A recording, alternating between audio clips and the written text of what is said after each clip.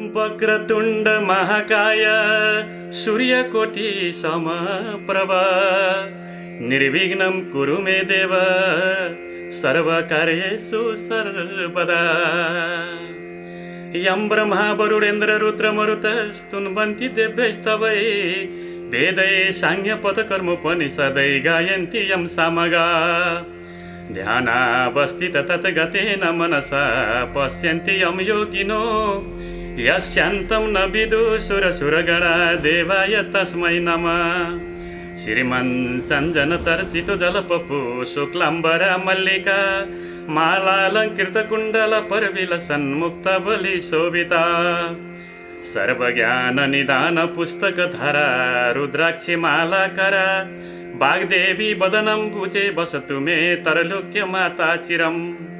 मुखं करोति वाचालं पङ्गुं लङ्घयते गिरिं यत्कृपातमहं वन्दे परमानन्दमाधवम्। नमो भगवते तस्मै व्यासाय मिततेजसे यस्य प्रसादात् वक्ष्यामि नारायण कथामिमाम्। नारायणं नमस्कृत्य नरं चैव नरोत्तमं देवीं सरस्वतीं व्यासं ततो जयमुदीरये। श्री स्वस्तानि परमेश्वरै नमः। अथ पञ्चमो अध्याय। आज 5औं दिन। समस्त समादरणीय श्रद्धा भक्तजनहरू एकाग्र भएर श्रवण गर्नुहोला। यस अध्यायमा, यो 5औं अध्यायमा चाहिँ त्रिपुरादाहको बारेमा वर्णन गरेको छ।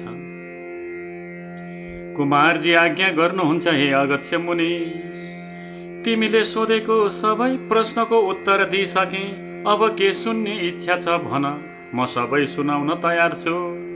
त्यति सुनि अगस्त्य मुनिले बिन्ती गरे, हे कुमारजी, त्रिपुरासुरले कसको तपस्या गर्यो, त्यसलाई श्री महादेवले कसरी भस्म पार्नुभयो, यो सुन्ने इच्छा छ। त्यो सबै आज्ञा गर्नुहोस्। मुनिको यस्तो प्रश्न सुनेर कुमारजी आज्ञा गर्नुहुन्छ, हे अगस्त्य मुनि, अघि विष्णु भगवानले हिरण्याक्ष दैत्यको वध गर्नुभयो अनि समस्त दैत्यहरू दुखी भएर खेद गर्न लागे। तब मय नामको दैत्यले मनमा विचार गर्न लाग्यो, जस्तो कामदेव नहुँदा रति भइन् त्यस्तै त्यो नवराज दानवराज मय पनि भयो। अनि बलवान तारकाक्ष र विद्युत प्रभ नामका आफ्ना मित्र समेत लिई मैले कठोर तपस्या गर्न लाग्यो। ती तीनैजना दैत्यहरू माघ पुसको जाडोमा हिमालयमा गई तपस्या गर्दथे। वैशाख जेठको घाममा पञ्चाग्नि तापी गर्मी प्रदेशमा तपस्या गर्दथे। यस्तै प्रकारले तपस्या गर्दा गर्दा गर्दा गर्दा 10,000 वर्ष बिताए। तिनका देहमा केवल हाड छाला मात्र बाँकी रह्यो। फेरि ती ठुलो सुखबाट पनि वञ्चित भए, तैपनि तिनीहरू सूर्य जस्तो तेजिला देखिन लागे। तिनको तपस्याले ब्रह्माजी प्रसन्न भएर ती तीनैजनाको सामुन्ने पुगी नम्र स्वरले आज्ञा भयो, हे दैत्यहरूमा श्रेष्ठ भएका वीर हो, तिमीहरूको तपस्याले म प्रसन्न भएँ। जे इच्छा छ सो वरदान माग। ब्रह्माजीको त्यस्तो वचन सुनेर साष्टाङ्ग दण्डवत गरी केवल घुँडाले मात्र भूमिमा स्पर्श गरे। हात जोडेर बिन्ती गरे, हे प्रभु, हजुर प्रसन्न हुनुहुन्छ भने हामीलाई अबद्धत्व कहिल्यै नमर्ने वर दिनुहोस्। बल पराक्रम पनि ठुलो होस्। फेरि विमान समान जो हामी 3 पुर बनाउने छौँ त्यसमा मनुष्यको गति नहोस्। हामी ठुला बलवान हौ, यही वरदान दिनुहोस्। ती दैत्यहरूले त्यस्तो वर मागेको सुनि ब्रह्माजी आज्ञा गर्नुहुन्छ, हे दैत्य हो, त्यस्तो अवध्य वरदान दिन म असमर्थ छु। मृत्युको अवकाश राखेर अर्को वर माग, म दिन्छु, त्यसमा अन्यथा नमान। ब्रह्माजीको त्यस्तो आज्ञा सुनेर मैले फेरि बिन्ती गर्यो, हे प्रभु, अघि मैले फेरि बिन्ती गर्यो, हे प्रभु, अघि मैले भने जति सबै कुरा होस्। मृत्युलाई ती मैले बनाएका पुरहरू एकै स्थानमा रहने छैनन्। जब 10,000 वर्ष पुग्ला तब ती पुरको केवल आधा निमेषसम्म मात्र मेल होस्। भनी त्यही आधा निमेषभित्र जो एक बाणले ती तीनै पुरलाई नष्ट गर्न सकोस्, त्यही पुरुष हामीलाई मार्न सकोस्। मयका यस्ता वचन सुनेर तथास्तु भनी ब्रह्माजी आफ्नो लोकतर्फ जानुभयो। तब त्यो मय दानवले संसार नै बस गर्ने इच्छा लिएर आदि कल्पमा 3 पुरको रचना गर्दो भयो। ती 3 पुरमा पहिलो फलामको, दोस्रो चाँदीको र तेस्रो सुनको बनायो। ती तीनपुर आकाशमा सुमेरु पर्वतका श्रृङ्ग टाकुरा हुन् कि जस्ता देखिन लागे।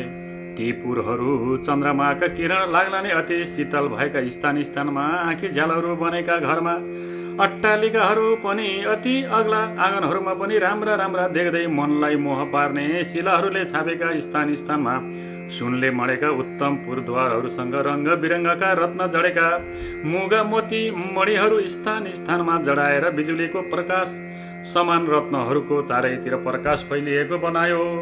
फेरि चित्र विचित्र प्रकाश फैलाउने गरी हिरा मोती आदि रत्न जोडेको वायुको वेग लाग्नाले फरफरायो। पताकाहरूले शोभायमान भएका घरहरूका पंक्तिहरू पनि रत्न समूहका थुप्रा नै हुन् कि जस्तो भान पार्ने फराकिला मार्गहरू पनि सिँगारिएका अत्यन्त राम्रा पुर तयार गरायो। घर महलहरू पनि अनेक रङका मन हरण गर्ने रत्नहरूले सुशोभित ध्वजा पताकाहरूले सिँगारेर ती विमान जस्ता तीनपुरलाई शोभायुक्त बनायो।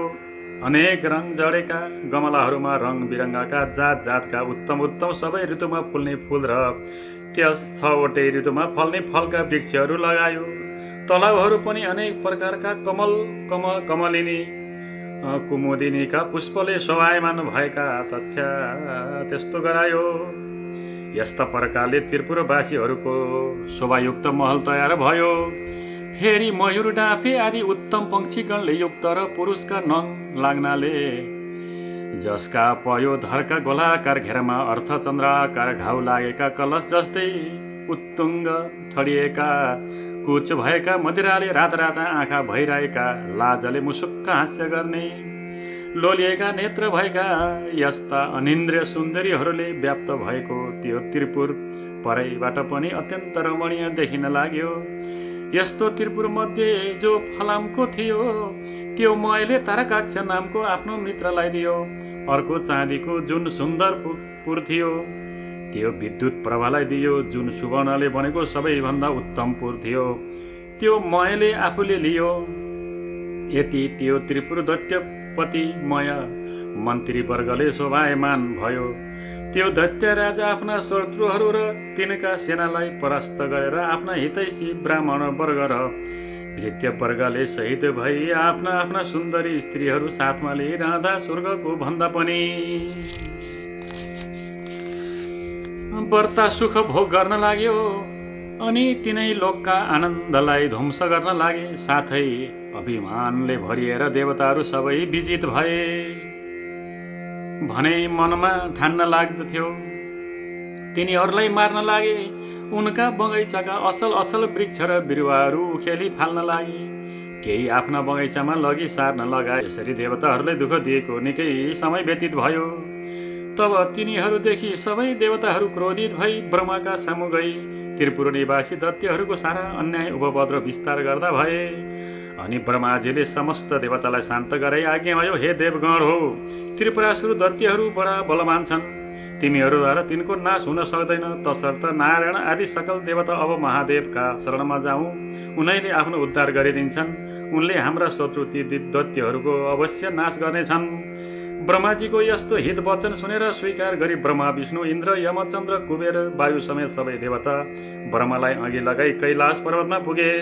त्यहाँ महादेवको दर्शन पाई हात जोडेर स्तुति गर्न लागे। हे पिनाकधारी, हे चन्द्रमौली, हे त्रिलोकको सोच, हे अमित पराक्रमी, हजुरलाई कोटि कोटि नमस्कार। हे चन्द्रशेखर, हे त्रिलोकदेव, हे चन्द्रमौली, जटा जुटधारी नीलकण्ठ, हजुरलाई कोटि कोटि नमस्कार। संसारलाई शरण लिने, नन्दीलाई वर दिने, देवताका पनि देवता यस्ता हजुरलाई कोटि कोटि नमस्कार छ। थोरै सेवाले पनि प्रसन्न भएर वर दिने यज्ञका मालिक, हिमालयमा निवास गर्ने यस्ता हजुरलाई कोटि कोटि प्रणाम। योगीहरूले सदैव ध्यान गरिने, जगतको वैभवलाई तुच्छ ठान्ने, धर्ममा दृढ रहने, दिशारूपी वस्त्र धारण गर्ने, भक्तलाई वर दिने ब्रह्माण्डका दाता विधाता यस्ता हजुरलाई कोटि कोटि नमस्कार छ। सूर्य चन्द्र इन्द्र वायु आदि देवताको सृष्टि र पालन गर्ने यस्ता हजुरलाई कोटि कोटि नमस्कार। सूक्ष्म भन्दा पनि अति सूक्ष्म काल स्वरूप नित्य स्वरूप धारण गर्ने यस्ता हजुरलाई कोटि कोटि नमस्कार। पर भन्दा पनि पर परब्रह्मा स्वरूप शङ्करलाई कोटि कोटि कोटि नमस्कार छ। सारा ब्रह्माण्ड धारण गर्ने सूर्य चन्द्र वायु अग्नि र जल एवं आकाशको रचना गर्ने यस्ता हजुरलाई कोटि कोटि नमस्कार छ। हे सभ्य, हे पुरुषोत्तम, हे वपुष्मान त्रैलोक्यको सृष्टि स्थिति संहार गर्ने यस्ता हजुरलाई कोटि कोटि नमस्कार छ। पुषाको दाँत भात्ने, दक्षको यज्ञ नाच्ने र कामदेवलाई भस्म पार्ने यस्ता हजुरलाई कोटि कोटि नमस्कार छ। सुरा असुरका उत्पन्नकर्ता यज्ञका हर्ता धर्ता हे शिखण्डिन, हे नीलकण्ठ हजुरलाई कोटि कोटि नमस्कार छ। निरन्तर सुधा स्वरूप पार्वतीका भर्ता गणेश कुमारका पिता हजुरलाई कोटि कोटि नमस्कार। सदा मोक्षहरू वरदान दिने हे विश्वम्भर, हे ब्रह्मात्मन, हे वरदाता हजुरलाई कोटि कोटि नमस्कार छ। हे योगेश्वर, हे चण्डीश्वर, रुद्र, हे सर्व, हे शम्भो, हे भीम, हे ईश्वर हजुरलाई कोटि कोटि नमस्कार छ। हामीदेखि प्रसन्न हुनुहोस्। देवताहरूले कातर भएर यस्तो स्तुति गरेको सुने तिनका मनमा भाव जानी शिवले आज्ञा गर्नुभयो, हे देवता हो, जे इच्छा छ सब वर माग। मैले नदिने संसारमा केही वस्तु छैन, म इच्छा पूर्ण गर्न तयार छु। जे इच्छा छ निशङ्क भएर माग। महादेवको यस्तो आज्ञा सुनि प्रसन्न भएका देवताले विनम्र स्वरमा बिन्ती गरे, हे प्रभु, ब्रह्माको वरले उन्मत्त भएका मय आदि दानवले हाम्रा उर्वशी मेनका आदि अप्सराहरू बल जफत लुटेर लगे। नन्दन वनका असल असल बोट बिरुवा पनि कति उखलेर नासे। कति आफ्ना घर ओसारे देवताको नाश गर भन्दै हामीलाई अनेक तरहको कष्ट दिइरहेका छन्। अमरावतीबाट पनि निकालियौँ भगवान, ती दैत्यको संहार गर्न ब्रह्मा विष्णु पनि समर्थ छैनन्। हे ईश्वर, अब जसरी हामी देवताहरूको भलो हुन्छ सोही वरदान बक्सियोस्। त्यति सुनि शिवजीले फेरि भन्नुभयो, हे देवता हो, तिमीहरू मेरो रुद्र तेजको एक अंश धारण गरी रुद्र तेजोमय रूपले ती दानवहरूको संहार गर। शिवजीको त्यस्तो वचन सुनि देवताहरूले फेरि बिन्ती गरे, हे भगवान, हामी हजुरका तेजको 1000 अंशको एक अंश पनि धारण गर्न सामर्थ्य छैनौँ भने रुद्र तेज धारण गर्ने कुरा त परै जाओस्, हेर्ने शक्तिसम्म पनि हामीमा छैन। हे प्रभु, हामी उप प्रसन्न भएर त्यो अजेय त्रिपुरासुरलाई स्वयं संहार गरी बक्सनुहोस्।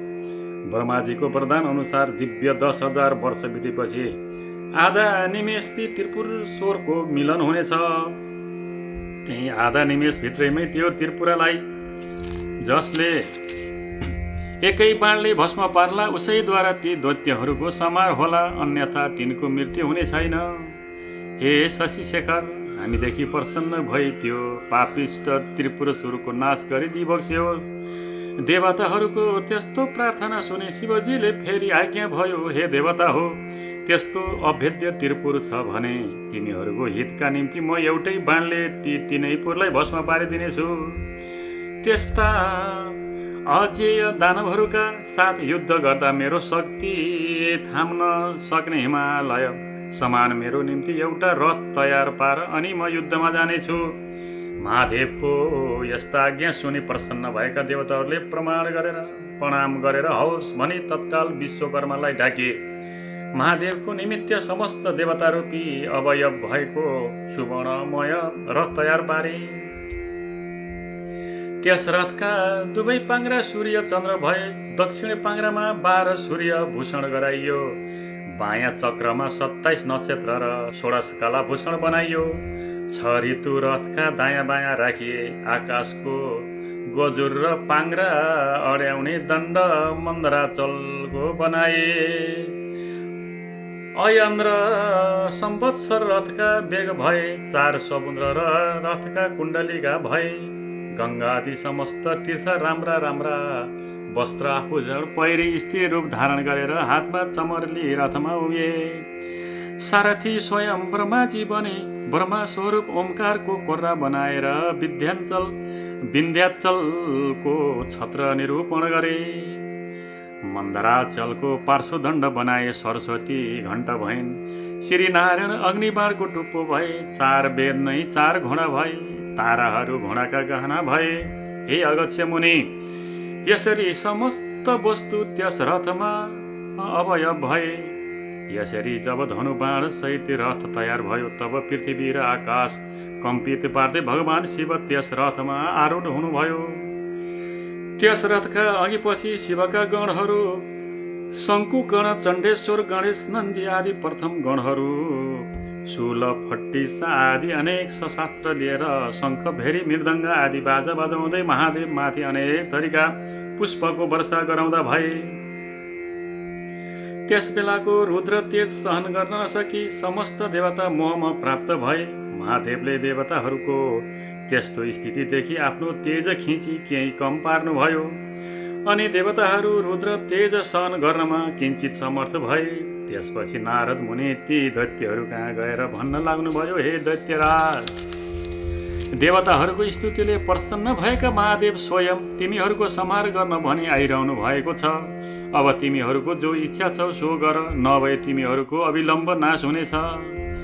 नारदजीका यस्ता वचन सुनि दैत्यराज मैले आफ्ना मित्र तारकाक्ष, विद्युतमाली र अन्यान्य योद्धाहरूलाई डाकी नारद मुनिले आज्ञा भएको सबै कुरा विस्तारले सुनायो अनि दानवमा उत्तम बलवान भएको तारकाक्षलाई भन्यो, हे राजन, किन चिन्ता गर्नुहुन्छ? देवताहरू यथार्थ रूपमा हाम्रा बद्ध छन्।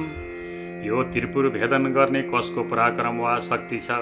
यदि समस्त देवता, यक्ष, गन्धर्व, किन्नर आए पनि यो त्रिपुर अभेद्य नै रहनेछ। फेरि शत्रुलाई जित्न सामदाम, दण्डभेद आदि अनेक किसिमका नीति छन्। अत जित्ने इच्छा भएका बलवान शत्रुलाई आफ्नो पराक्रमद्वारा दण्ड दिनु नै उचित छ। वीर तारकाख्यको यस्ता कुरा सुनि विद्युतमाली भन्न लाग्यो, हे राजन, श्रीहीन र बलहीन देवता कुनै प्रकारले पनि हामीसित युद्धमा अगाडि आउन सक्दैनन्। यदि कोही मूर्खता गरेर हामीसित युद्ध गर्न अघि सर्छ भने त्यो अवश्य क्षयमा प्राप्त हुनेछ। यसमा शङ्कै छैन। हे राजन, यसमा चिन्तित हुनुपर्ने केही कुरा छैन। एकमत भएर युद्ध गरौँ अनि समस्त देवताहरूलाई जितेर इन्द्रको पद पनि भोग गर्नुहोस्। फेरि अघिका हिरण्याक्ष र हिरण्यकशिपको पद पाई 14 भुवनको अकण्टक राज्य भोग्नु हो। विद्युत मालिका त्यस्ता कुरा सुनेर मैले शान्त स्वरमा भन्यो, हे दैत्य हो, सुन्यौ, अब हाम्रो नाशको बखत आइपुग्यो। यति भनेर देह कम्पित पार्दै र शिर हल्लाउँदै फेरि भन्न लाग्यो, जो शत्रु आफूभन्दा बलियो वा निर्बल छ भने त्योसित सामदाम, दण्ड, भेद आदि नीतिको प्रयोग गर्न सकिन्छ। तर यी त सम्पूर्ण जगतका स्वामी श्री महादेव हुन्। उनी दानव र देवता भन्दा धेरै व्रतश्रेष्ठ छन्। यदि देवताको हितका लागि उनी स्वयं हामीलाई मार्न आइरहेका छन् भने यसको त कुनै पनि उपाय छैन।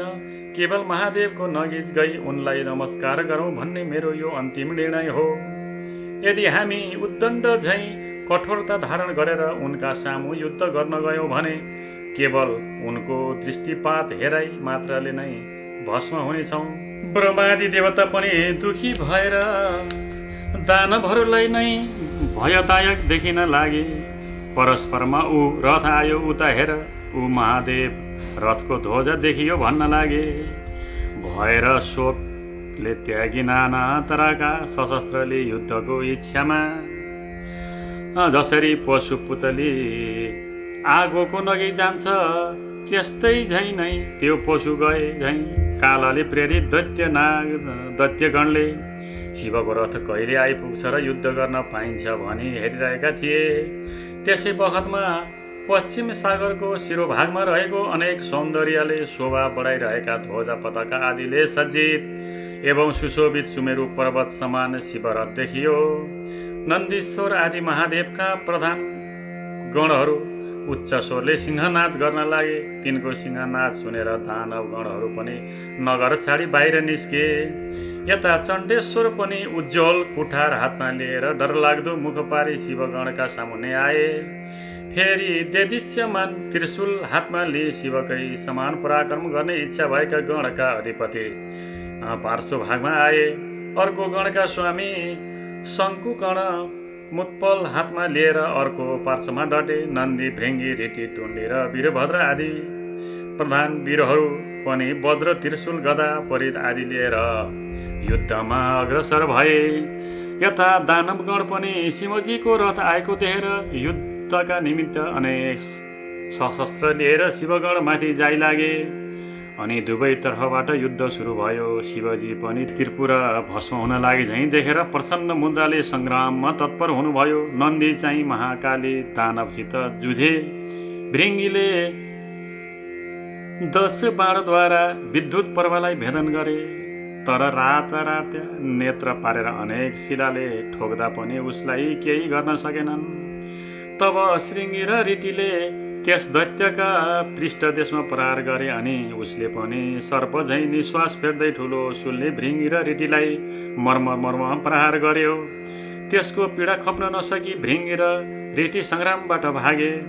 दानवराजले जब तिनीहरूलाई त्यसरी भगाए तब गणनात्मक गणेशलाई पनि 1000 सर्को प्रहारले घायल तुल्यायो। फेरि 63 र 10 बाण थपेर गणेशको सर्वाङ्गमा घाउ गरायो। बैरीको त्यस्तो अदम्य साहस देखेर गणेशजी पनि रिसाई सुँड लामो पारेर त्यस दानवको घाँटीमा बेरी बेसरी निमोठिए।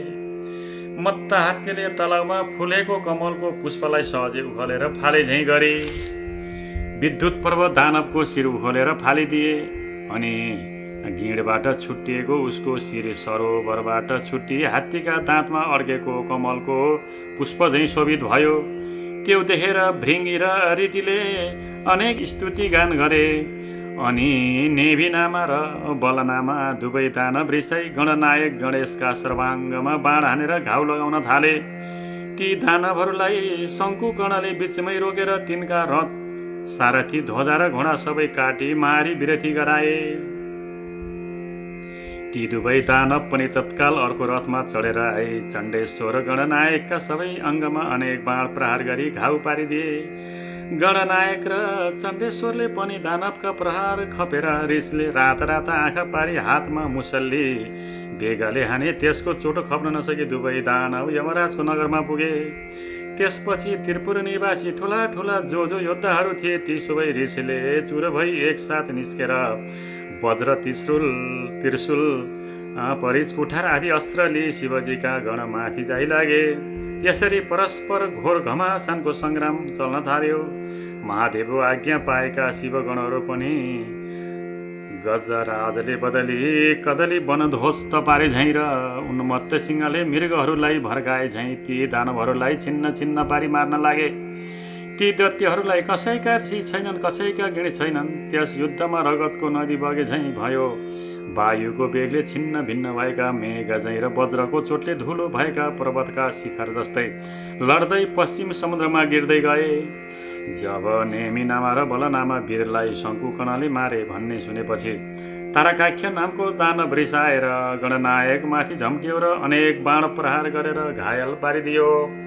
तब शङ्कुकर्णले पनि त्यसका प्रहार खपेर त्यसको शिरमा मुसल बजारी उच्च स्वरले सिंहनाद गरे। अनि त्यो दानव केही बलहीन भएर गिर्ला जस्तै देखियो अनि निर्धक्कसित त्यसका छातीमा भाला प्रहार गरे। त्यस चोटले दानव भुइँमा लड्यो, तर तुरुन्त उठेर चक्रले गणनायक माथि प्रहार गर्यो। अनि शङ्कुकर्णले रिसाई साह्रै पीडा पर्ने गरी मुड्कीले हिर्काए। त्यो चोटले दानव फन्न घुमेर ढली मुर्छा पर्यो र दिव्य आयुधहरू त्याग्दो भयो। अनि त्यो चोट खप्न नसकेर मृत्युमा प्राप्त भयो। त्यसरी उसलाई गिरेको देखेर उठाए। राजा मयको भवनमा लगेर सारा स्थिति सुनाउँदै अनेक किसिमले विलाप गर्न लागे। त्यसरी रोई विलाप गर्न लागेका दानवहरूलाई मयले राम्ररी बुझाइ भने, हे दानव हो, मेरो घरमा अमृतको कुण्ड छ, त्यसमा चोबी मरेका जति सबै दानवहरूलाई बचाओ। त्यति सुनेपछि जो आज्ञा भनी प्रसन्न मनले मरेको तारकासुरलाई अमृतमा चुबेर बचाए। मरिसकेका वीरहरूलाई पनि जीवन प्रदान गरे भन्ने खुसीले राजा मयलाई सबैले बारम्बार प्रणाम गरे। त्यसै गरी मरेका अरू दानवहरूलाई पनि जीवित पारे। अनि त्यो तारकाख्य पहिले भन्दा पनि दोब्बर साहस र शक्तिका साथ सङ्ग्राममा आयो। ब्रह्माजीले त्यसलाई देख्न साथ आफ्नो दाहिने हातको औँलाले सङ्केत गरेर श्री महादेवलाई विनयपूर्वक भन्नुभयो, हे ईश्वर, त्यो दानव अघि नै मरिसकेको थियो, तर अहिले फेरि बाँचेर लडाइँमा आयो। मयका घरमा अमृतको कुण्ड छ, त्यसले मरेका समस्त दानवहरूलाई बचाउनेछ। अत शिव, त्यसका घरमा अमृत रहेसम्म मरेका दानवलाई बारम्बार बचाइरहनेछ। यसकारण एक बाण प्रहार गरेर त्यो अमृत शोषिलिनु पर्दछ। ब्रह्माजीको वचन मानेर शिवले एक बाण प्रहार गरी सारा अमृत शोषिलिनु भयो। ब्रह्माजीले फेरि विनयपूर्वक बिन्ती गरे, हे प्रभु, अब त्यो बाण प्रहार गर्नुहोस्।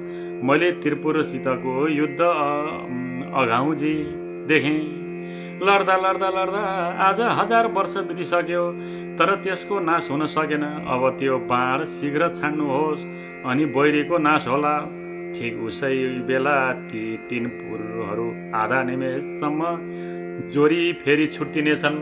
ती पुरहरू एकपल्ट जोरिएर छुट्टिएपछि जति बाण प्रहार गरे पनि सफलता प्राप्त हुन सक्दैनन्। हे प्रभु, मेरो प्रार्थना स्वीकार गरी बक्सनुहुन्छ भने तत्काल बाण प्रहार गरेर यस त्रिपुरलाई नाश गर्नुहोस्। ब्रह्माजीको यस्तो विनययुक्त कुरा सुनि ठिक हो, असल हो भने त्यो अग्नि सोमयुक्त उग्र बाण धनुमा चढाए। धनुलाई तलमाथि झुकाई दिव्य 10,000 वर्ष पुग्न साथ आधा निमेष आँखा झिम्म गरेर उधारे। जति समयको लागि त्रिपुर जोरियो तब महादेवले आफ्नो योग बलले जोरिनुलाई निश्चल पारिदिनु भयो। अनि जसको टुप्पामा अग्नि सोम स्थित थिए त्यो नारायण रूपी बाण शिवले प्रहार गर्नुभयो। त्यो बाण छुट्न साथ त्रिपुरका भव्य महलहरूमा आगो लागेर चारैतिर डढ्न थाल्यो। धिक धिक कष्ट कष्ट भन्ने शब्द सुनिन लाग्यो। महादेवले तत्काल नन्दीलाई भन्नुभयो, त्यो मय दानव मेरो प्रिय भक्त छ, त्यसलाई अग्निले नडराउन्। श्री महादेवको त्यस्तो आज्ञा पाउन साथ वायुरूप भई बाण भन्दा पनि बेग्लै गई मयको घरमा नन्दीले देखे। राजा मय शिवलिङ्ग सामुन्ने राखी उनकै ध्यान गरिरहेको छ। तब नन्दीले मयलाई भने, अग्निले तिमीलाई जलाउने छैनन्। मयले तुरुन्त नन्दीलाई प्रणाम गरे। त्यसै बेला अग्नि पनि आइपुगेर नन्दीले शिवको आज्ञा अग्निलाई सुनाइदिए। तब अग्निले मय दानवतिर फर्केर भने, हे शिव भक्त, अब तिमी यो नगर छाडेर तुरुन्त जाऊ। मयले जो आज्ञा भनेर सुवर्णको शिवलिङ्ग बोकी तत्काल पाताल गए। यता नन्दीले फर्केर गई सम्पूर्णमा कुरा शिवजीलाई बिन्ती चढाए। अब त्रिपुर भस्म हुन लाग्यो। त्यसका वेदी महल उद्यानहरू धमाधम भत्किएर नासिए, अर्थात् नासिन लागे। अनेक दानव र तिनका परिवारहरू कराएको मात्र सुनिन लाग्यो। वस्त्र खुस्केका अनेक सुन्दरी स्त्रीहरू घरबाट बाहिर निस्की रोई कराएको चर्को स्वर सुनिन लाग्यो। अग्ला अग्ला महल र विमानहरूमा रहेका कठोर कडा र उच्च स्तन भएका मदले विभल नेत्र भएका आफ्ना आफ्ना पतिका अत्यन्त प्रिय नारीहरू अग्निबाणले डराई घर घरमै यताउता दोगुनर कराउन थाले। जस्तै पर्वतमा भूमिकम्प हुँदा त्यहाँका किन्नरहरू भयले व्याकुल हुन्छन्, त्यस्तै आफ्ना पतिलाई भयले आकुल व्याकुल भई अङ्कमाल गर्न थाले। कोही डराई भाग्न थाले। कतिपय दानवगण आफ्ना स्त्रीहरूलाई बोकेर नगर छाडी बेगले भाग्न थाले। शिवको भक्तिले हिन र वस्त्राभूषणले पनि हिन पर्वताकार देख्दैमा डरलाग्दा काला नकाला दानवहरू डढेर सागरमा खस्न लागे। जति दानवहरू समुद्रमा खसेथे ती सबैलाई जलका अनेक जन्तुले खान थाले। कति दानवहरू त आफ्ना पति वा पत्नीको अवस्था देखेर खप्न नसकी आगोमा डढेर मरे। रतिका अन्तमा खेदित भएका तर तुरुन्त कामले पीडित भई प्रियाका साथ जाउँ भन्ने इच्छा भएका ती कति दैत्यहरू भार्या सहित अग्निमा डढेर मरे। कोही समुद्रमा हाम फाली जलजन्तुको भोजन भए, कोही आधा डढेर कोही भाग्दा लडेर स्वाहा भए। यस प्रकार त्यो अमोघ अग्नि सोमयुक्त बाणले त्रिपुर भस्म पारी शेष नगर समुद्रमा डुबाई फेरि भगवान शिवको हातमा आइपुग्यो।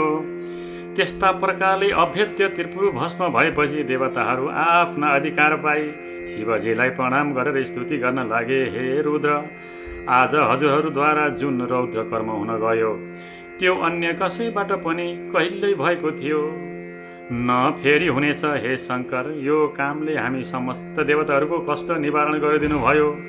अत हजुरलाई कोटि कोटि नमस्कार छ।